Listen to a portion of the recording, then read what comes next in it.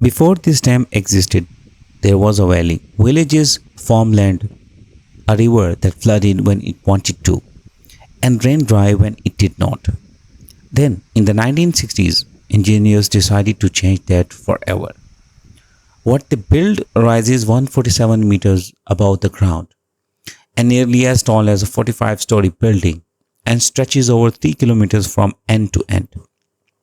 It holds back one of the largest reservoirs ever created by human hand, and to build it, more than 280 villages disappeared beneath the water. This is not just a story about concrete and steel. It is a story about what a country will do to control a river and what it costs to do it. For centuries, communities along this river lived at its mercy. In the wet season, it could rise fast enough to destroy farmland overnight. In the dry season, it could shrink to almost nothing, leaving fields cracked and thirsty. For a growing nation trying to feed itself, that unpredictability wasn't just inconvenient, it was dangerous. So in the years following a major international water sharing agreement between two neighboring countries, engineers proposed something enormous. A dam that could store the river's entire seasonal rhythm and release it exactly when it was needed. Not a small barrage, not a modest weir. An embankment dam holding back more than 9 cubic kilometers of water, enough to reshape agriculture across an entire river basin. Construction began in the early 1960s. It was at the time one of the largest engineering projects on the planet. But a reservoir this size doesn't fill an empty space. It fills an occupied one.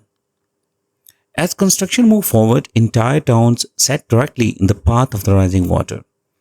More than 280 villages were eventually submerged. Over 100,000 pupils were displaced from land where some families had lived on for generations. Many were relocated to a new town built specifically to house them. A significant number ended up leaving the region entirely, resettling overseas. A migration that would go on to shape immigrant communities abroad for decades afterwards. This is the part of a dam building that rarely makes it into engineering diagrams. Behind every reservoir this size is a negotiation between a nation's future water security and the immediate loss of a community's present. The dam solved a problem for millions of people downstream. It also erased a landscape that had existed for generations upstream. Both of these things are true at the same time. Embankment dam isn't built like a skyscraper. It is built more like a mountain, engineered layer by layer out of earth and rock, designed to hold back immense pressure indefinitely. Engineers selected clay and sandstorms, material excavated from the surrounding landscape, compacting it in controlled layers to create a core capable of holding back billions of tons of water. The dam also had to survive the ground itself moving. The region sits in an active seismic zone, so the structure was engineered to withstand earthquakes stronger than any previously recorded in the area. Not as a theoretical safety margin, but as a real design requirement. Water is drawn from the reservoir through several steel-lined tunnels bored through the base of the dam, each one feeding the power station downstream. Every one of these tunnels represents thousands of tons of water pressure the dam is holding back at all times, years around without pause. This is what a permanent infrastructure actually means, not built to last a few decades, built to outlast the people who built it. Most people assume a dam like this exists purely to generate electricity. That's only half the story. This is a multi-purpose project, meaning its most important function might not be power at all. Its primary role is irrigation, releasing controlled amount of water into canal system that now feeds millions of acres of farmland, transforming regions that once depended entirely on unpredictable seasonal rainfall. Electricity generation happens through 10 turbine unit housed inside the powerhouse at the base of the dam, together capable of producing over 1,000 of megawatts, enough to serve millions of homes. But here is the tension at the center of every multi-purpose dam like this. Irrigation needs water, released on an agricultural schedule, tied to planting and harvest season. So power generation needs water released on a demand schedule, tied to when the grid actually needs electricity. Those two schedules don't always agree. Balancing them years around is one of the most quietly complicated jobs in the entire country's infrastructure.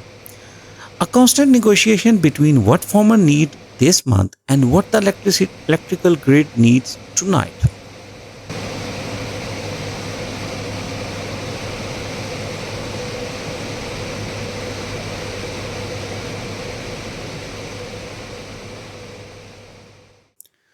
A dam like this never actually finished. Sediment carried in by the river slowly settled at the bottom of the reservoir year after year, quietly reducing how much water it can store. Decades after completion, engineers responded by physically raising the height of the dam itself, adding meters to its crest to reclaim storage capacity lost to decades of sales. Turbines installed when the plant first opened have since been rebuilt and modernized, extending the facility working life by decades and increasing how much electricity the same water can generate. None of this happens quickly or cheaply or without risk. Every modification to a structure holding back this much water requires the same seismic grade caution that went into building it in the first place. This dam has now been operating for well over half a century. It has outlived the engineers who designed it, the political leaders who approved it, and most of the original construction workforce. And it will very likely outlive everyone watching this video. So, what is a dam like this really? It is a wall holding back the equivalent of an inland sea. It is a farmer's water supply released exactly on schedule, season after season. It is a power source for millions of homes drawn from 10 machines spinning quietly at the base of an artificial mountain. And it is also the memory of 280 villages that no longer exist above the waterline. A reminder that every act of controlling nature comes with a human ledger, not just an engineering one. The river used to do whatever it wanted to. Now it does what it is told. Whether the trade was worth it depends entirely on who you ask.